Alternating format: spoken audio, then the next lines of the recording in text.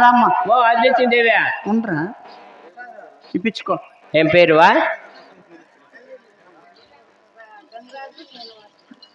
చనిపోయినారా ఉంటారా? చనిపోయినారా వాళ్ళిద్దరు? ఏం పేర్లు? రెడ్డమ్మ. గంగరాజు శ్రీనివాసులు గారి ఆత్మశాంతి కొరకు అత్త అయినటువంటి రెడ్డమ్మ గారు చలన పద్దులు 50 రూపాయలు ఇచ్చారండి. వారిని వారి కుటుంబ సభ్యులను ఆ కదిరి నరసింహస్వామిలో వెళ్ళగా కాపాడగాక. రాయలేని నాటి రతనాల సీమలో